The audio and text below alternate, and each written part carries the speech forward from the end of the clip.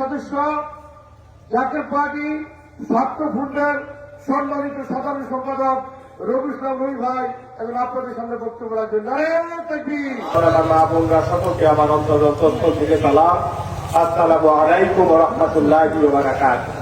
তাহলে এই পৃথিবীতে লুকাবার কাগজ কত বলি আল্লাহ প্রত্যেকেই আমাদের স্তরে স্তরে নয়, অর্থাৎ ওই স্তরের সাথে সাধারণ শিক্ষার সাথে অন্তিমকালে একত্রিত করা সম্ভব হবে। একদিনের চাঁদ ও চাঁদ, 2 দিনের চাঁদ, 3 দিনের চাঁদ, 5 দিনের চাঁদ, দশমীর চাঁদ, পূর্ণিমার চাঁদ, কোনটাকে অস্বীকার করা যাবে? সরে বলা যাবে? যদি কাউকে দেখতে চাইতে হয় সে কোন চাঁদ দেখতে চাইবে? পূর্ণিমার চাঁদ দেখতে সুন্দর না অসুন্দর? আমার প্রত্যেক ভাই যারা ইসলামের প্রচার করতেছে কাউকে আমি খাটো করে দেখি না, তাদের মধ্যে হয়তো ইসলামের ওই আদর্শ আছে, কারোর ভেতরে একদিনের চাঁদের মতো, 2 দিনের চাঁদের মতো, নবমীর চাঁদের মতো, দশমীর চাঁদের মতো, কিন্তু পূর্ণিমার চাঁদ একটাই, সেটা হলো জাকের পারে আংশিক ইসলাম প্রচার করতে পারবে। আমি সেটা ভালো করে জানি, এই জন্য তাদেরকে নিয়ে আমি কোনো মতবাদ সৃষ্টি করতে চাই না।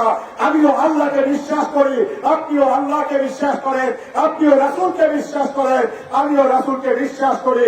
আমরা ভেতরের দয় সত্য ইসলামের পথে ঐক্যবদ্ধ থেকে তামাম জাহানে হুসাইনি ইসলামের বিজয়ের জন্য জাকের পার্টি ঘোষণা করা হয়েছে। যদি হোসাইনি ইসলামের কথা দিতে হয়, আপনি যদি বলে থাকেন আপনি হোসাইনি ইসলামের মুসলমান, তাহলে আমি বলবো ওই হোসাইনি ইসলামের কথা দেওয়ার জন্য প্রত্যেকটা দিন শেষে একটি কাতারে আসতে হবে, সেটা হলো হিজবুল্লাহ বা আল্লাহর দল। এই জাকের পার্টির পতাকা করে অবশ্যই আপনাদেরকে আসতে হবে। কোন দ্বন্দ্ব নয়, আমরা কোন সংখ্যাতে বিশ্বাস করি না, আমরা ভ্রাতৃত্ববোধ, আমরা ক্ষমাকে বিশ্বাস করি।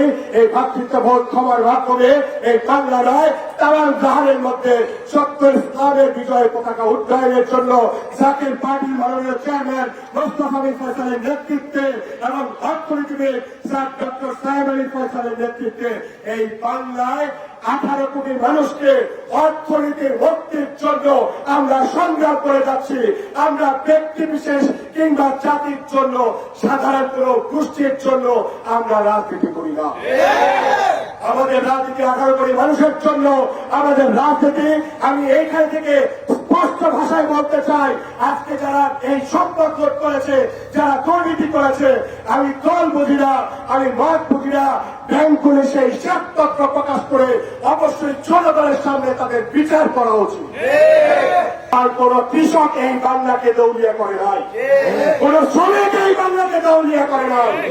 যারা শিক্ষিত নামের অপশিক্ষা প্রচার করেছে, যারা ধনী নামে লুটেরা তৈরি করেছে, ওই ব্যাংক লুটের কারণে এই বাংলা আজকে দেউলিয়া হয়েছে, তাদের বিচার দাবি করে সত্য ইসলামের বিজয়ের পথে আপনাদেরকে আহ্বান জানিয়ে আমি রাসূলের কলমা আমরা বিশ্বাস করি এক আল্লাহ, অতএব সেই এক কাতারে আমরা যতদিন না দাঁড়াতে পারবো ততদিন এই জাতির ভাগ্যের কোন পরিবর্তন হবে না। আর ঐক্যের কথা বলেন, ঐক্যে যেতে হলে প্রথম সত্যই হলো নিজেকে ত্যাগ করতে হবে। ক্ষমতা লোভ লালসা থাকা যাবে না। ওই লোভ লালসাবিহীন ব্যক্তি যদি দেখতে হয়, সেই মহামানবের নাম হলো মোস্তফা বিন ফয়সাল মুজাদ্দেদ সাহেব। ওনাকে ছাড়া আমার কাছ থেকে বংশই দিয়ে দেন, এই বাংলার মাটিতে অন্তিমকালে কেউ ঐক্য তৈরি করতে পারবে না। আপনারা যারাই ঐক্যের কথা বলেন, প্রত্যেকের ভেতরে ক্ষমতা লালায়িত স্বপ্ন আছে, একমাত্র মোস্তফা বিন ফয়সালের সেই লালায়িত স্বপ্ন নাই।